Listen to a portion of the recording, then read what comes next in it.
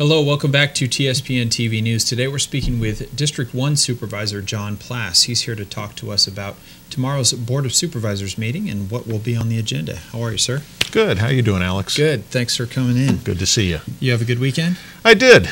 It was a nice weekend. Good. Back to work, though, huh? Back at it. Back at it. So, no rest for the wicked. Yeah, really.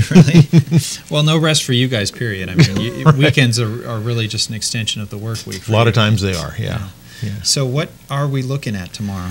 Well, we've got a few items on the agenda. Many of them are sort of report-based. We'll have a report from Supervisor Richard Forrester. And at this time, I'd like to extend our heartfelt prayers for the Forrester family. Supervisor Forrester lost his brother over the weekend very unexpectedly, and he may or may not be at tomorrow's board meeting, but that's why I'm here this morning and will be Wednesday. So our hearts go out to the Forrester family. Absolutely.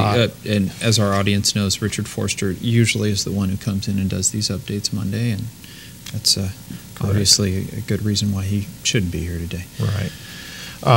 But hopefully he will be there to give a report on his Regional Council for Rural Counties, the RCRC, sort of mid-year budget review at the state level. Our CAO, Terry Daly, will also give us a mid-year budget review for the county agenda. We'll have a presentation from the Democratic Club of Amador County, and the winners of their Bill of Rights scholarship contest will be announced at our board meeting tomorrow. That should be fun. The prizes for first, second, and third place are $500, $300, and $200 scholarships, respectively. And can I still enter in that? Well, you'd have to answer the question: if you could remove one of the amendments in the Bill of Rights, which one would you remove, and what would you replace it with? I don't want to touch that right now. Interesting topic. Yeah. I guess our Bill of Rights is also a living, breathing document. Right.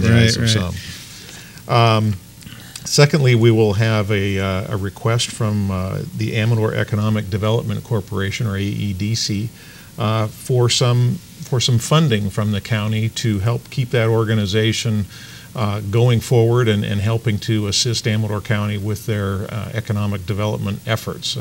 Many counties statewide have dedicated budget items to those types of efforts in their counties. Amador County has not for some time now. The AEDC actually is a nonprofit organization that through the receipt of service fees and initiation fees for SBA loans for our local businesses and entrepreneurs, they sought to become self-sufficient through that program and actually achieved that for some time, but given some of the economic downturns in loan foreclosures, in some refinancing, and just some overall lack of activity in loan making for business expansion, they find themselves in a cash crunch, and we may entertain the thoughts of trying to keep them going. They're a good agency. Do you see the supervisors as a whole backing their request for funding? You know, it's a difficult time to back any request for funding right now, Alex, but and I haven't discussed any of this with the other supervisors. They are going to make the point, the AEDC, that some of the local businesses that have availed themselves of this SBA loan program are companies like Jeff Holman Auto Sales, Amador Chiropractic, our Holiday Inn Express here in Jackson, as well as the Amador Residential Alzheimer's Facility, Feed Barn, Taste Restaurant. So all walks of businesses have been able to avail themselves of this program to get the funding necessary to cause those business expansions to happen. And so, some of those you mentioned are real cornerstones of the community. They are cornerstones, and when you look at the total number of loans that AEDC has helped put together, they result in a total assessed value of property tax, and that's one of the benefits to the county, is as this real estate is purchased and developed commercially, it results in a tax base of now $84 million of assessed value for just the businesses that have availed themselves of this program. So between the property taxes,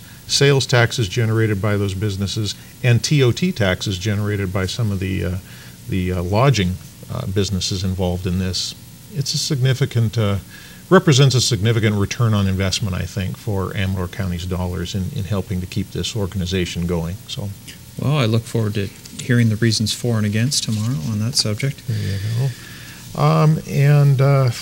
What else? We got the mid-year budget report, discretionary fund carryover, and sort of a request for an appeal for a lot split.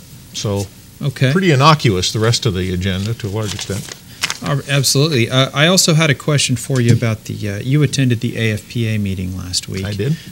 There's a lot of discussion about the proposed fire services plan from the county, about maybe a lack of detail, about some disagreements between the districts about who's going to get behind it, who's not. What is your opinion on all this? I mean, as a supervisor who approved the fire services plan, or approved of it at least being pitched to the AFPA, do you think that is a plan that basically everyone should get behind? Well, I think everybody will have to judge it on its merits, and again, some of that detail has yet to come out. We are working with CAL FIRE to establish a more detailed representation of what the program entails, but it just became very apparent to myself and the county as a whole that trying to get all 7 of these fire departments together on a cohesive effort through the AFPA process has proved to be fruitless at this point in time. And so it was my suggestion that we make a proposal that everybody could get behind, or if they chose not to get behind, they could take their Measure M monies and operate as they see fit. But I think the county can bring real value to the process by bringing together a well-organized plan that people can see the value in, all the districts can see the value in, and get behind it. So, Sounds good. John, thanks for joining us today. my pleasure, Alex.